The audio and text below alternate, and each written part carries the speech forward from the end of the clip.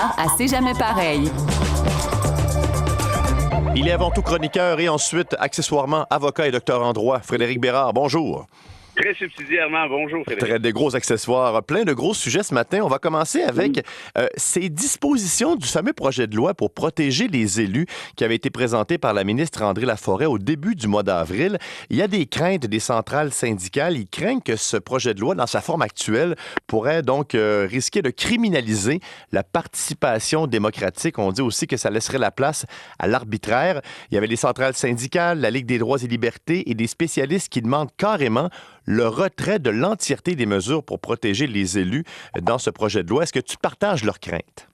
Oui, absolument. En fait, j'ai lu le projet de loi brièvement et puis effectivement, on est encore en plein caquiste temps où la règle de droit prend le bord et l'arbitraire prend le dessus.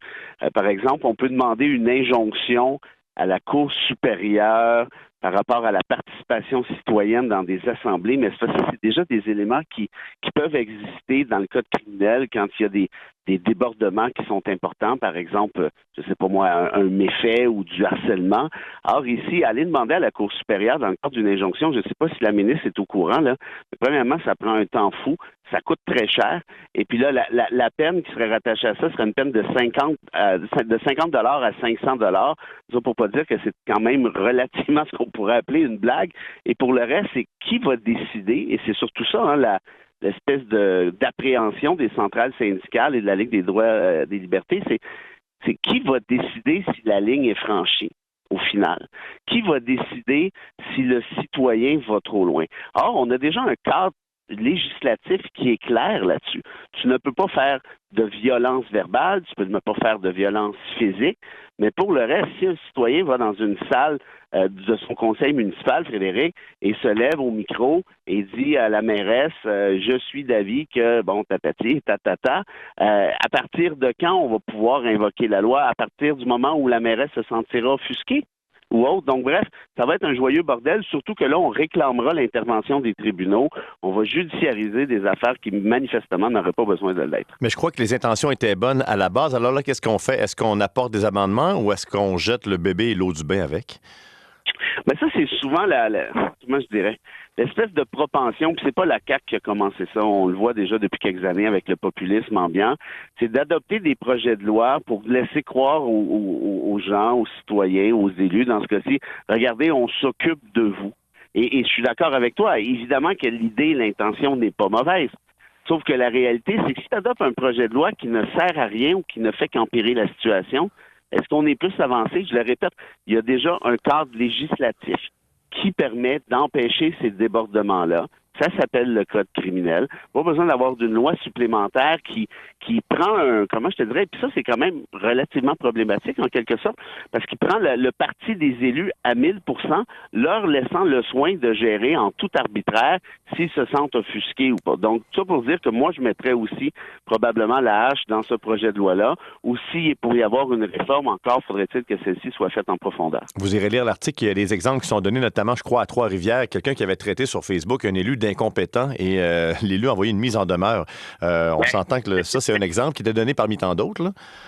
Oui, puis je veux dire, de toute évidence, ces gens-là sont pas allés sur Twitter très souvent parce que je vous dirais que le niveau de violence est beaucoup plus élevé et là, on s'entend bien, je ne l'encourage pas, mais de traiter un élu d'incompétent, je suis désolé, mais c'est protégé par la liberté d'expression à 1000%, tant en vertu de la Charte canadienne qu'en vertu de la Charte québécoise.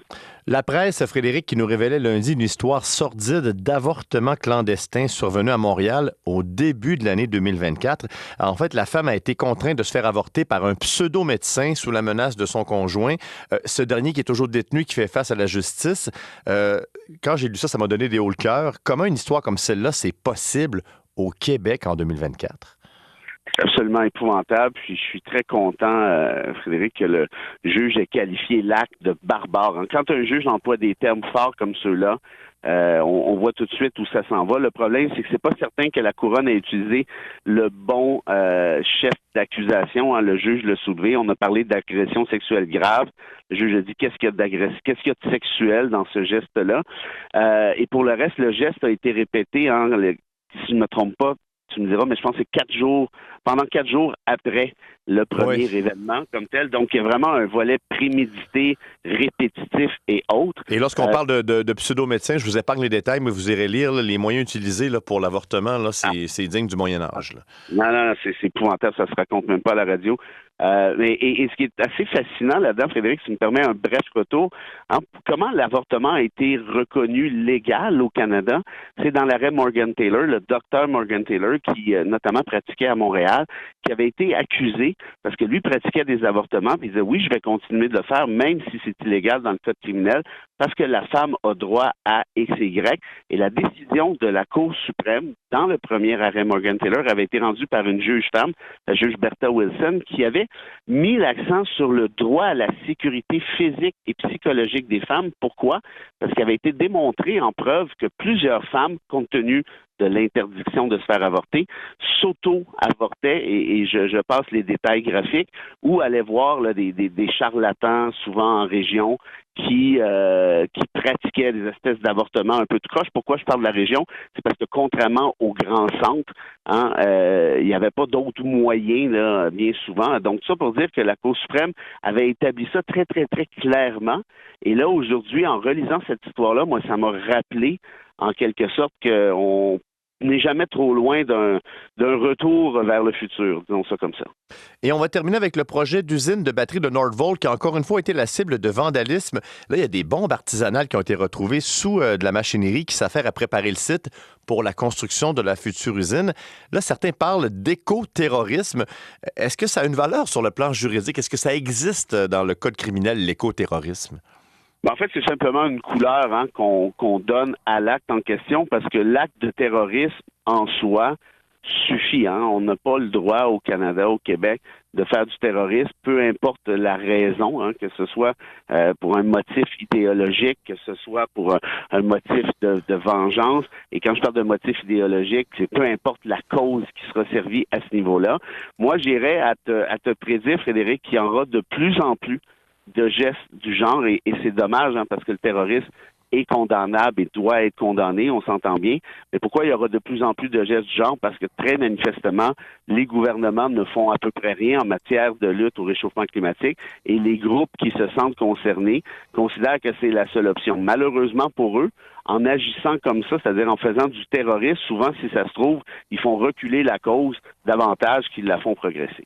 En terminant, un sujet qui n'était pas prévu, mais je veux t'entendre rapidement.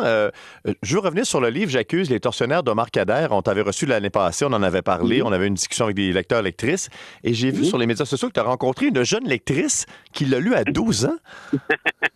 Ça fait réfléchir certaines personnes. Oui, en fait, j'ai fait un petit spectacle sur mes voyages à l'étranger, notamment à Guantanamo. La jeune femme y était avec sa mère. Elle a acheté le livre sur Omar Khadr et elle m'a écrit une belle lettre, je sais pas là, il y a quelques jours. Et m'a demandé si elle pouvait passer à la radio.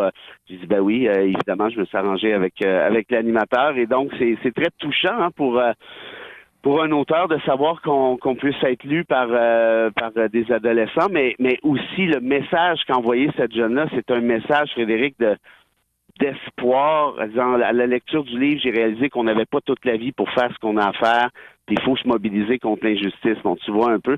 Donc parfois, il y a une sagesse assez inouïe qui réside chez ces jeunes-là. Puis je pense que c'est notre job, les plus vieux, de leur donner le micro, de les écouter et puis leur donner toute la place nécessaire. Mais à 12 ans, un livre comme ça de 400 pages avec des sujets assez lourds aussi, très techniques. Donc, bravo à elle et donc bravo aussi à toi d'avoir participé à l'exercice.